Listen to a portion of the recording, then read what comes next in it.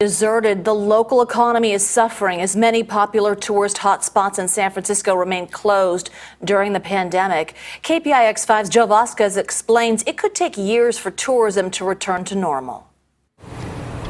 Business is all gone right now. Fisherman's Wharf is a ghost town. Tour guide Joseph Amster has been laid off one of his jobs. He still runs his own walking tour in the guise of Emperor Norton, but hasn't been working at all. Well, last time I gave a tour was March 7th, and half the people canceled that day. So I'm making it, but it's difficult. The pandemic has hit tourism extremely hard. Global travel demand won't resume its normal pace until 2023. That's according to a new report by Tourism Economics, a data and consulting firm. Here in the Bay Area, as we've been reporting, hardly anyone is traveling. Many restaurants are boarded up. This week we learned San Francisco's largest convention, Dreamforce, will be conducted online. It is the worst by far that we've ever seen in the history of modern travel and tourism. Joe D'Alessandro is CEO of San Francisco Travel. He says travel and tourism are the #1 generator of taxes for San Francisco, employing 90,000 people. Hotels that were enjoying 90% occupancy and having a lot of employees just a month and a half ago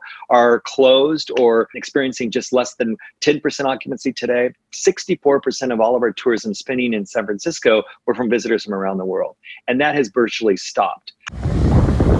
The travel economy is spinning out of control faster than the Harley Quinn coaster over at Six Flags. It is just down. John Poimeru is a travel expert, formerly director of California's Tourism Bureau. He says 1.2 million Californians are employed by travel and tourism, which statewide generates $12 billion in taxes. We got to throw out the rule book, and we got to start completely new. That's why tourism bureaus are now starting to come up with recovery plans. San Francisco's will happen in phases, which will largely depend on people feeling more comfortable with the cleanliness of planes, hotels, and restaurants. We're going to be focusing on regional travel. They're going to be the first people that travel, people from California that get in a car and come and spend the weekend in San Francisco. The second phase will be people from the West Coast, Oregon, Washington, Nevada, Arizona, who want to come to California and experience that, who also can drive or can fly.